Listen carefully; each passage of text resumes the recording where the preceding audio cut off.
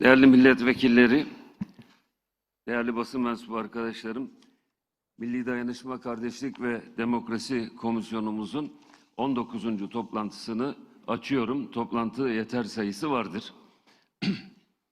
Değerli arkadaşlar, hepimizin gördüğü ve izlediği gibi sürecimiz ve terörsüz Türkiye süreci, komisyonumuzun çalışmaları diyebiliriz ki en hassas, en kritik, en kırılgan dönemine girmiştir. Şimdiye kadar hassasiyetle, fedakarlıkla bu çalışmaları yürüttük, bu noktaya kadar geldi. Bundan sonra da artık son düzlükte yapacağımız bir iki temel vazifemizi de icra edip oluşturacağımız sonucu da Türkiye Büyük Millet Meclisi Genel Kurulu'na sunacağız. Ve ümit ederim ki çalışmalarımız hayırlarla neticelenir. Hepimizin benimsediği gibi bu komisyon ve bu süreç sadece terörist Türkiye meselesi bildiğiniz gibi komisyonun çalışmalarından ibaret değil. Bu meselenin bir kısmı. Aynı şekilde bir devlet politikası olarak sürdürülen bu süreç, devletin bütün ilgili kurumları vasıtasıyla sahada ve bir şekilde örgütle yapılan temaslarla bugüne kadar getirildi.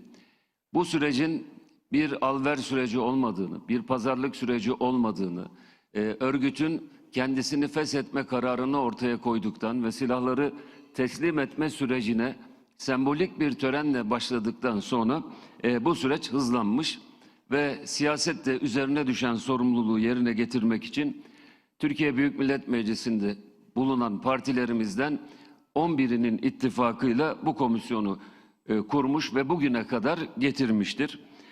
Bu tarihi süreci komisyonda tarihi sorumluluklarını yüklenerek yerine getiriyor. Bundan sonraki süreçte çok daha dikkatli olmamız gereken, çok daha hassas davranmamız gereken bir sürece girdiğimiz aşikardır. Bunu başta kendim olmak üzere her birimize önemli bir uyarı olarak ortaya koymak istiyorum. Süreç bu anlamda şimdiye kadar 130 kişi, 134 kişi ve kuruluşu dinledi. En son 18. komisyon toplantımızda toplantıya katılanların 5'te 3 çoğunluğuyla alınan, yani nitelikli çoğunlukla alınan karar gereği komisyonumuzda grubu bulunan partileri temsilen birer temsilcinin adaya gitmesi yönünde bir karar alındı. 3 siyasi parti temsilcisini gönderdi komisyonda bulunan partilerden ve ziyaret 24 Kasım tarihinde bildiğiniz gibi gerçekleştirildi. Bu ziyaretin gerçekleştirilmesiyle birlikte komisyonumuzun dinleme faslı nihayete ermiştir. Böylece komisyon bu konuyla ilgili farklı toplumsal kesimleri, bu konunun tarafı olanları ve bu süreçlerde mağdur olanları da dinlemiş ve bu son ziyaretle birlikte de süreç dinleme faslı tamamlanmıştır. Şimdi bundan sonraki süreçte raporlama safhasına geçiyoruz.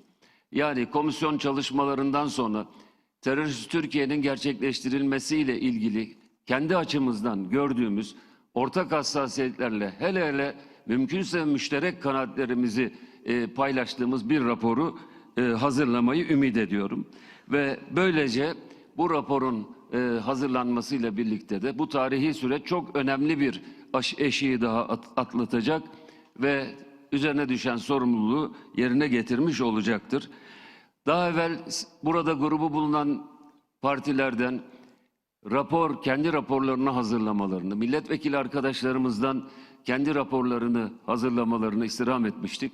Bana şimdiye kadar 5-6 arkadaşımızın hazırladığı rapor geldi. Bunların hepsini biz kaydediyoruz. Bir sayfa, bir evrak bile gelse bu evrakı kaydedip bu sürecin resmi tutanakları içerisine almış oluyoruz. Dolayısıyla bugünkü oturumumuzda önce tabii raporları dinleyeceğiz. Raporu hazır olan partiler varsa onları dinleyeceğiz. Ve diğer arkadaşlarımızın da detayı değil ama ana başlıklarıyla bu rapora ilişkin neler gündeme getirilmesi gerektiğiyle ilgili fikirlerini alacağız. Değerli arkadaşlarım, gerçekten sürecin ne kadar hassas bir noktaya geldiği görülüyor.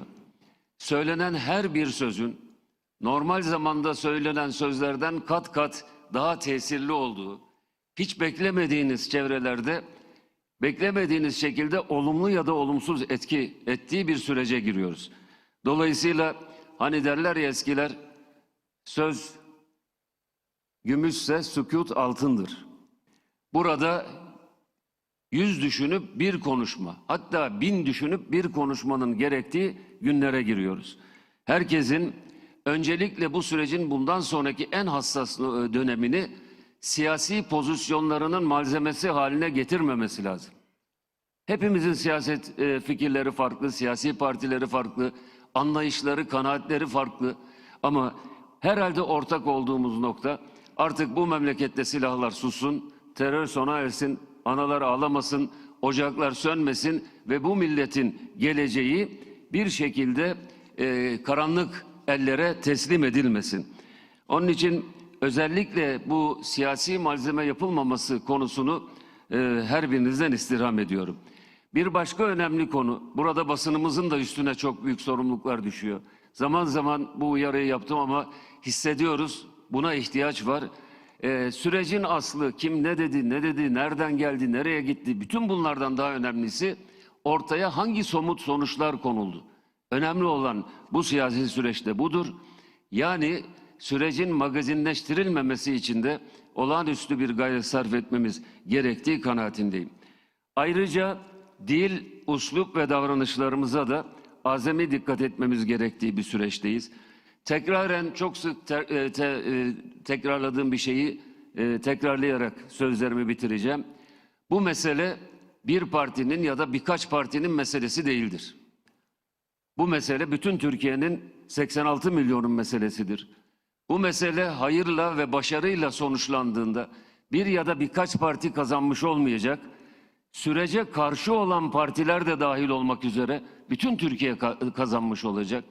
Bunun için elimizi şimdiye kadar olduğu gibi taşın altına koymaya devam edeceğiz ve olumlu sonuç almak için de sabırla inşallah bu süreçleri, müzakere süreçlerini tamamlamış olacağız.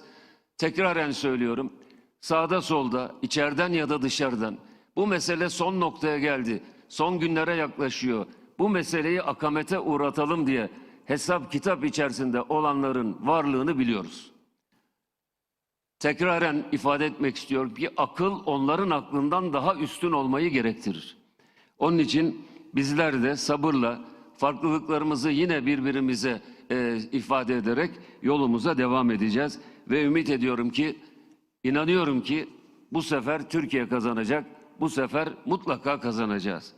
Değerli arkadaşlar, oturumumuzun ilk bölümünde siyasi partilerin rapor safhasına ilişkin görüşlerini, temennilerini ve ana başlıklarla ifade edeceği hususlar varsa onları dinleyelim. Aynı şekilde bu raporun hazırlanmasıyla ilgili yöntem teklifi olan arkadaşlarımız varsa onların yöntem tekliflerini de dinleyelim. Ve ikinci oturumda da İmralı ziyaretiyle ilgili görüşmemizi yapacağız.